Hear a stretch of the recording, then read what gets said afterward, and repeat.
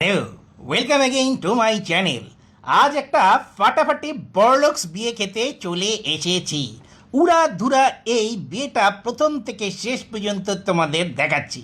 এই দেখো, বড়লোকদের বড়লোকি কারবার সব চেয়ার টেবিলকেও জামা কাপড় পরিয়ে রেখেছে। আর এইখানে আলাদাভাবে একটা টেবিল রিজার্ভ করে রাখা হয়েছে বর আর কনে এবং তাদের জ্ঞাতি গোষ্ঠী খাওয়ার জন্য। হ্যাঁ, এই টুলটা রাখা হয়েছে তোমার বসার জন্য, তুমি আবিয়াইতা এই জন্য। আর এখানে বর কনে বসবে, সাথে যারা ছবি তুলবে তারাও এখানে বসতে পারবে। আর এইখানটায় বসে তারা খাবে।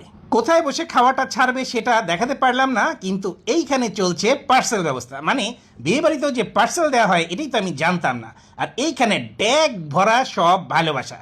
আর এখানে তোমরা যারা খাদ্য আতেল আছো, মানে খাদ্য প্রেমী না, যারা হেলদি ডায়েট হ্যাঁ তারা করো, তাদের জন্য শসা সালাদ। আর আমরা যারা আনহেলদি ডায়েট খাই আমাদের জন্য কাচ্চি বিরিয়ানি। এই যাতে কি আছে বলো তো? হ্যাঁ, কয়লায় গরমে ভাপ দেওয়া চিকেন টিক্কা, উড়া ধুরা পুরা। অনেকদিন পরে রোস্টের জায়গায় চিকেন টিক্কা পেলাম।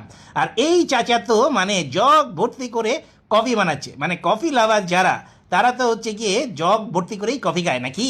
এইটা হচ্ছে ঢাকা বিয়ার নতুন ঢং। মানে খাবার টাবার দিতে যদি একটু দেরি হয়, মানে এই ফটো সেশন করতে করতে, তখন তোমরা এই ফটো সেশন দেখবে আর কফি খাবে। এর মধ্যে পুটুস করে একটা জায়গা পেয়ে চেয়ার দখল করে বসে পড়বে।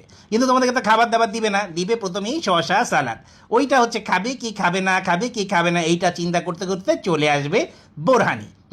এই বোরহানিটা সামনে রেখে শশায় কামড় দিয়ে গল্প করতে করতে পেটের মধ্যে কিছু অংশ তোমার ভরে যাবে। এরপরে দেখবে তুমি একা না, তোমার মতো এরকম আর অনেকেই বসে আছে খাদ্য প্রত্যাশী হয়ে।